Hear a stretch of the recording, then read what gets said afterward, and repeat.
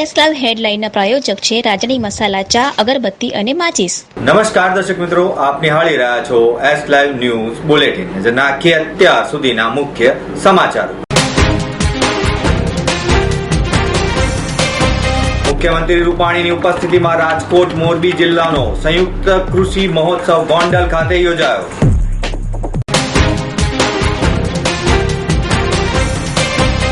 તનિક્સ દ્વારા લગ્નેસરાના ઘરેણાની રીવા કલેક્શનની કરાઈ રજૂઆત.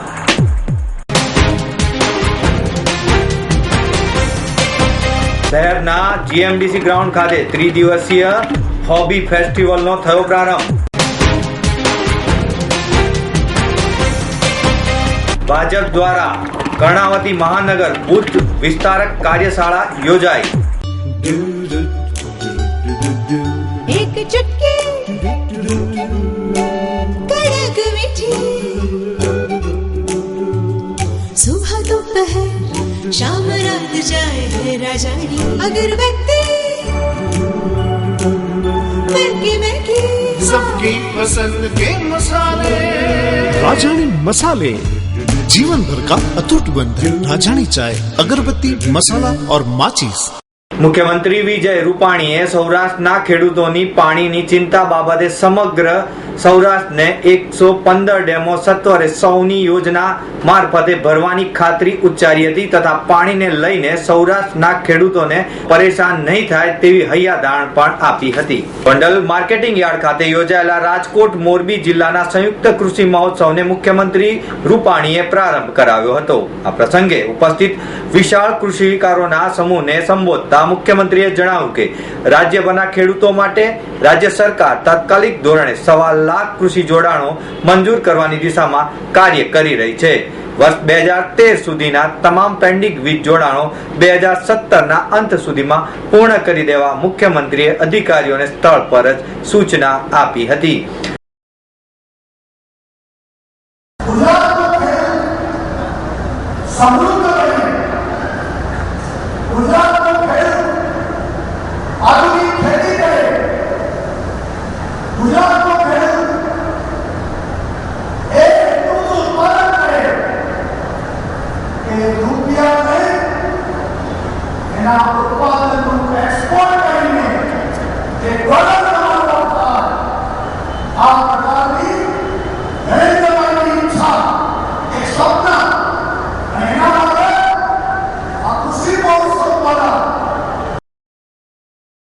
મુખ્યમંત્રીએ ખેડૂતોના હિતને પ્રાધાન્ય આપવા માટે વીજળી, પાણી, બજાર, પાક વીમા યોજના, ટેકાના ભાવની ખરીદી જેવી બાબતો રાજ્ય સરકારે લીધેલા પગલાંની વિગતો આપી કૃષિકારોને સવલતો આપવામાં રાજ્ય સરકાર કોઈ કચાશ નહીં રાખે તેવું પણ ઉમેર્યું હતું.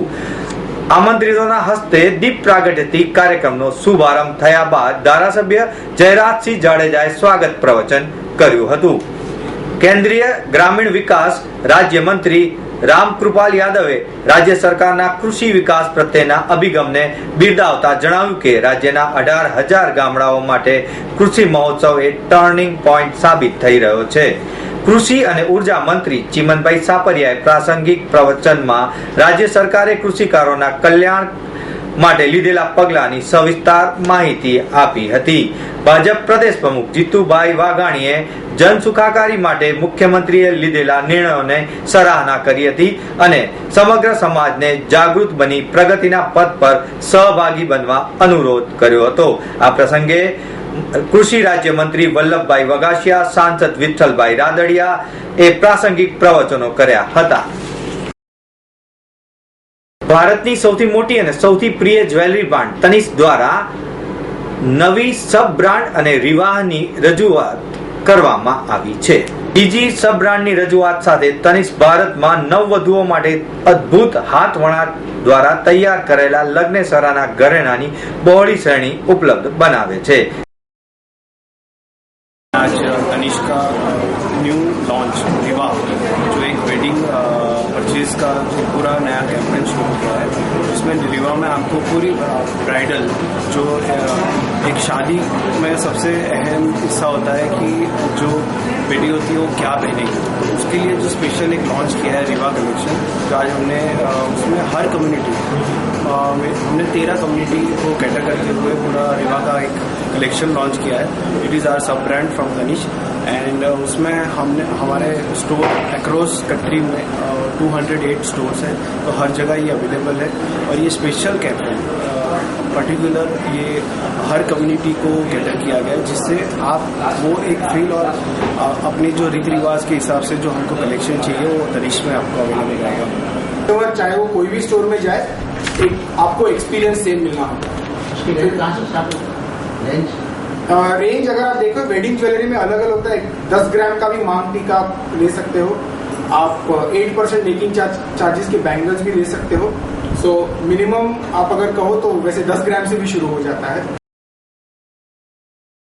જેને બેંગલુરુની ડિઝાઇનિંગ ટીમ દ્વારા તેની કલ્પના અને ડિઝાઇન પ્રમાણે કરવામાં આવી છે. તનિષ માને છે કે દરેક નવવધુ પોતાના ખાસ દિવસ માટે કંઈક અલગ અને શ્રેષ્ઠ માટે હકદાર છે અને તેથી જ કંપનીના આ જોડાણ સાથે શ્રેણીમાં લગ્નસરાની સિઝન પહેલા જોડાવાનું નક્કી કર્યું છે.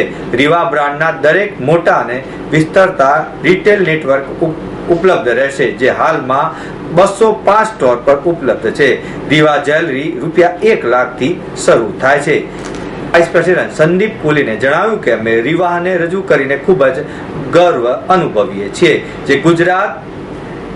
જે ભારતીય લગ્નેસરાને સમર્પિત છે. આટલા વર્ષોમાં અમે આ શ્રેણીમાં વિકાસની ક્ષમતા જોઈ છે અને અમને લાગે છે કે હવે આ શ્રેષ્ઠ સમય છે કે જેમાં અમે અમારી લગ્નેસરાના ઘરેણાની ઓફરિંગને પોતાની આગવી ઓળખ આપીએ. રીવા સાથે શરૂઆતમાં અમે ભારતના 13 નવવધુના સમાજને લક્ષ્યાંક રાખ્યો હતો. તેની પરંપરાની ઉજવણી પણ અમે અહીં કરી છે. ગુજરાત ફિલાટેલિસ્ટ એસોસિએશનના ઉપક્રમે ગુજરાત યુનિવર્સિટી કન્વેન્શન સેન્ટર ખાતે 3 દિવસીય નેશનલ હોબી ફેસ્ટિવલનો પ્રારંભ કરવામાં આવ્યો છે, જેમાં 40 જેટલા સ્ટોલ પરથી મહારાજાના રાજાભિષેકને લગતા આમંત્રણ પત્રો અને લગ્નની આમંત્રણ પત્રિકાઓ, દેશ વિદેશની ચલણી નોટો, સિક્કાઓ, રેવન્યુ સ્ટેમ્પ, સેલિબ્રિટીના ઓરિજિનલ ઓટોગ્રાફ, મેડલ્સ જોઈ શકાશે. આ અંગે ગુજરાત ફિલાટેલિસ્ટ એસોસિએશનના વાઇસ પ્રેસિડેન્ટ વિજયભાઈ નવલખાએ જણાવ્યું કે શહેરમાં શોપિંગ ફેસ્ટિવલની નવાઈ નથી, પણ અમદાવાદીઓની અવનવી ચીજ વસ્તુઓનો સંગ્રહ કરવાની હોબીને લઈને આનું આયોજન થયું છે. હવે તો શહેરીજનોને આ શોખને પોષાવવો જોઈએ તેમ અમે માનીએ છીએ.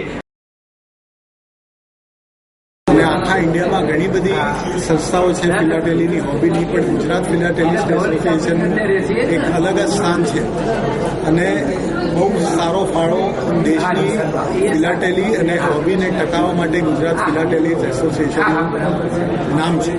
તમને નોટો તો આ ભારતની ધરોહર છે. જ્યારથી આઝાદ થયું અને એ પહેલાં મુગલના ટાઈમમાં એનાથી પહેલાં બી સિક્કાઓ ને બધું તો ચલતી હતું જ, અને ભારતના સિક્કાઓ આજે પણ બહુ રેર ગણાય છે, કારણ કે સંસ્કૃતિ સાથે જોડાયેલા છે. અને આપણા દેશની કરન્સી પહેલાં એટલી બધી સારી ચાલતી હતી કે આખું મિડલ ઇસ્ટમાં આપણે ભારતની કરન્સી ચાલતી હતી.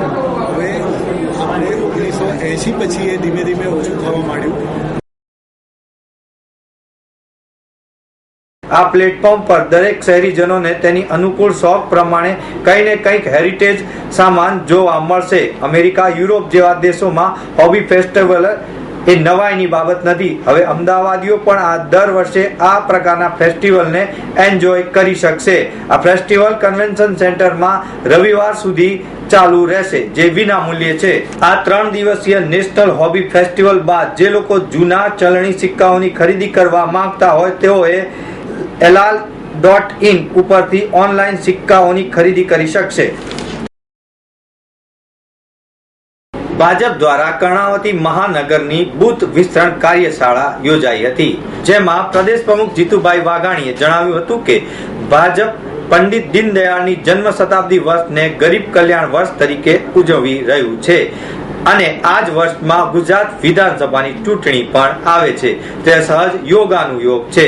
વિસ્તારક તરીકે આપણે પૂર્ણ મને કાર્ય કરીને 150 થી વધુ બેઠક જીતવા માટે સંકલ્પ કરી પંડિત દીનદયાળને સાચા અર્થમાં શ્રદ્ધાંજલિ અર્પીશું. સંગઠન મહામંત્રી ભીખુભાઈ દલસાણીયાએ કાર્યશાળાને સંબોધતા જણાવ્યું કે પંડિત દીનદયાળ એ સંપૂર્ણ જીવન દેશને સમર્પિત હતું. આપણે સૌ વિસ્તારક યોજનામાં 15 દિવસનો સમય આપી આપણા જીવનને સાર્થક બનાવીએ. પ્રદેશ ઉપાધ્યક્ષ અને શહેર પ્રભારી IK જાડેજાએ જણાવ્યું હતું કે આ યોજના પંડિત દીનદયાળ ઉપાધ્યક્ષના છેવાડાના માનવી સુધી પહોંચવાનો આધાર છે.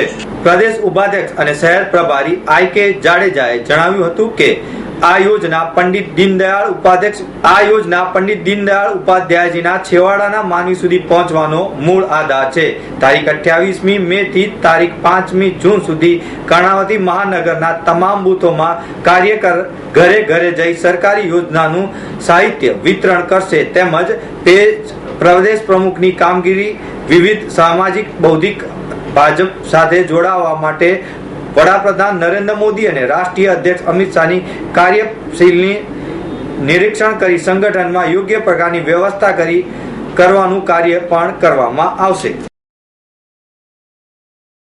તો મિત્રો, આ હતા અત્યાર સુધીના મુખ્ય સમાચાર. સમાચારની ખાસ ગતિવિધિ માટે આપ નિહાળતા રહો S Live ન્યૂઝ બુલેટિન. નમસ્કાર.